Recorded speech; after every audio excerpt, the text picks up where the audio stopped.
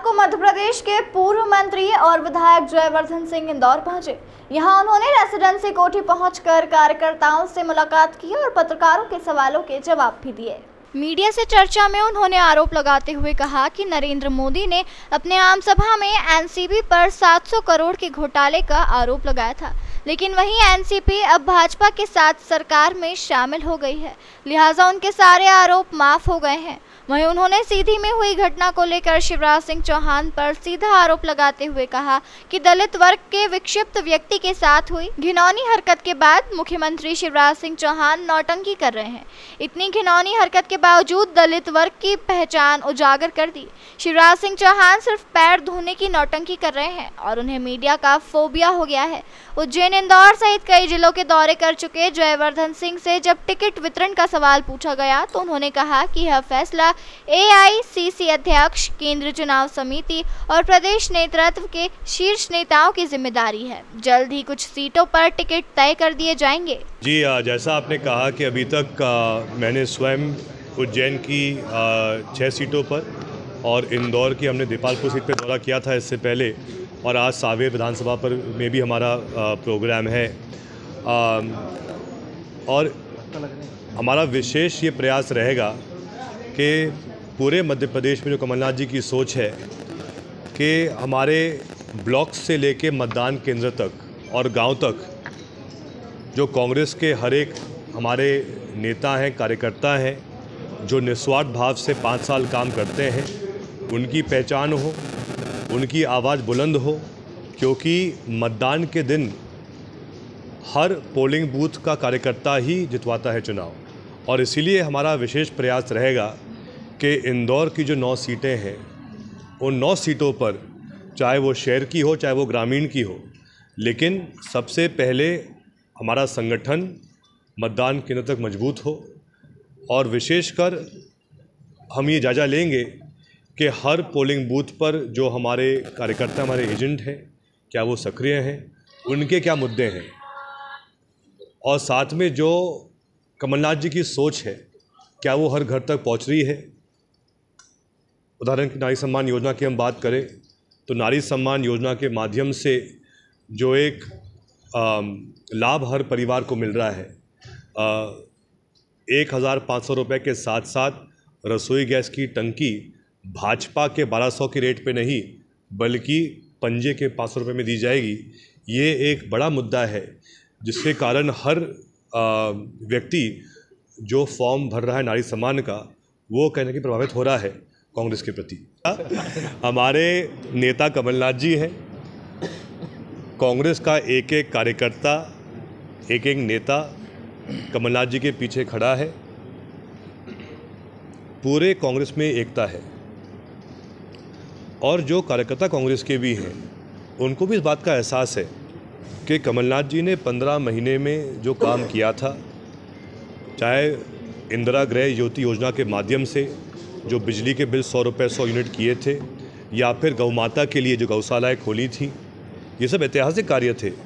या फिर जो कर्ज माफ़ी की थी, ये बात सही है कि जो कर्ज माफ़ी 1 लाख के ऊपर की थी वो नहीं पूरी हो पाई, क्योंकि हम पूरी कर्ज माफ़ी चरणबद्ध तरीके से कर रहे थे। लेकिन आज भी हम दावा कर रहे हैं कि जो शेष कर्ज माफ़ी रह गई थी उसको हम पूरा करेंगे। हमने पेंशन में वृद्धि करवाई थी।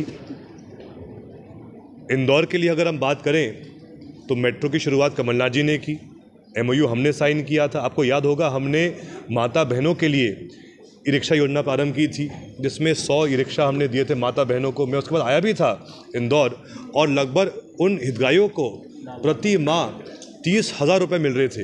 लेकिन उसके बाद ये लोग इस योजना को भी भूल गए, जिससे कि माता बहनें आत्मनिर्भर हो रही थी। इंदौर में हम बात करें शुद्ध के लिए युद्ध जो प्रारंभ किया गया था, इंदौर और प्रदेश के भू माफिया के खिलाफ जो अभियान कमलनाथ जी ने चलाया था, जिसमें जीतू सोनी, जिसको भाजपा कभी छू नहीं पाई, लेकिन तत्काल कमलनाथ जी ने उनके खिलाफ जो अभियान चलाया था, ऐसे लोगों के खिलाफ जो कहीं ना कहीं बेफजूल ब्लैकमेलिंग करते थे, ज़मीनों पर कब्जा करते थे।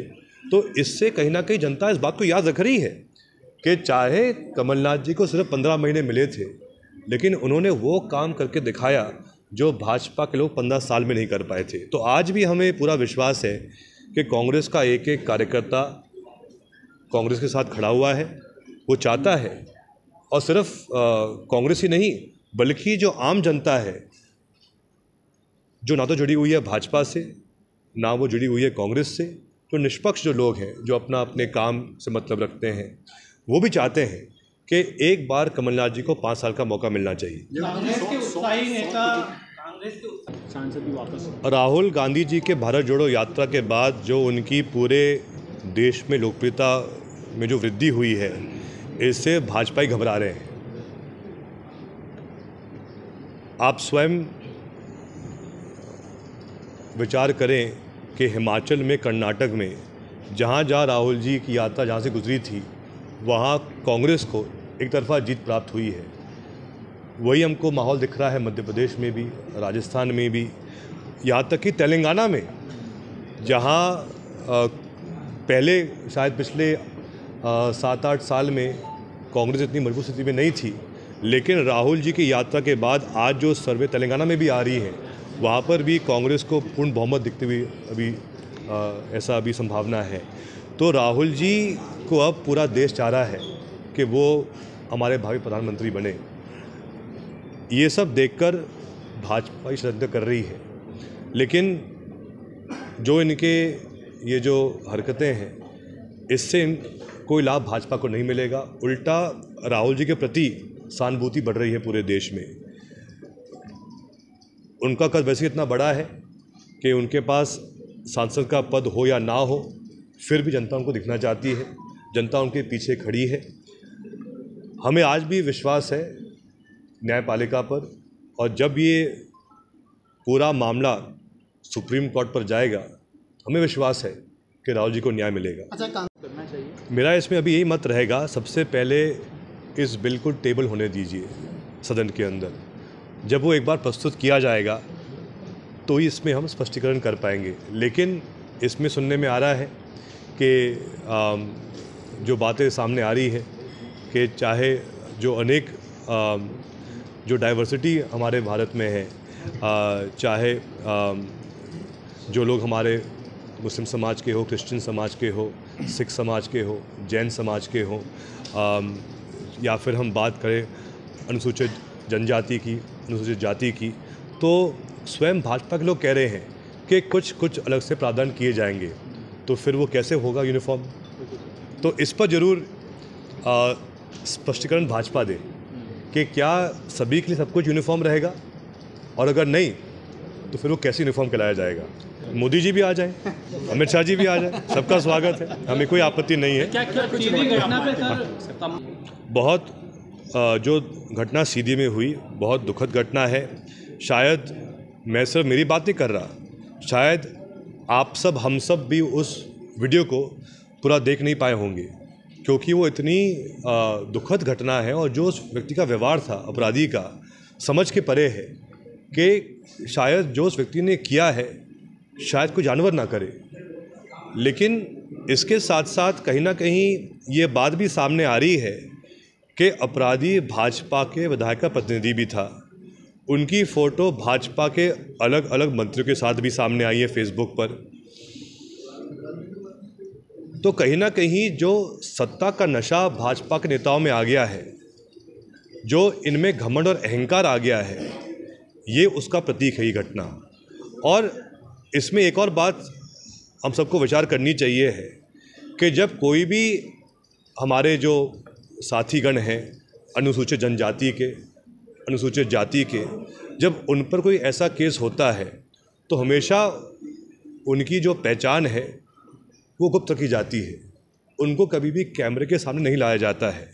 लेकिन हमारे मुख्यमंत्री शिवराज सिंह चौहान जी इतने भूखे हैं पब्लिसिटी के लिए कि उस पीड़ित आदमी को वो कैमरे के सामने लाए। वीडियो में अगर आप देखें, जो ये वीडियो था सीधी वाला, उसमें जो पीड़ित हमारे जो साथी हैं, उनका चेहरा कहीं सामने आया नहीं था, मतलब वो साफ नहीं दिखा था। लेकिन मामू के जो उनको भूख होती है मीडिया में आने की, सस्ती लोकप्रियता की, उसमें पूरे देश के सामने जो रावत जी थे उनका चेहरा सबके सामने देखा। तो ये कहीं ना कहीं जो बेसिक जो नियम है कानून के, उससे खिलाफ ये घटनाक्रम है कल का भी। बहरहाल आगामी विधानसभा चुनाव को देखते हुए विपक्ष में बैठी कांग्रेस सत्ता में काबिज भाजपा को घेरने के लिए कोई कसर नहीं छोड़ रही है। इंदौर से द नेशन टाइम्स की रिपोर्ट।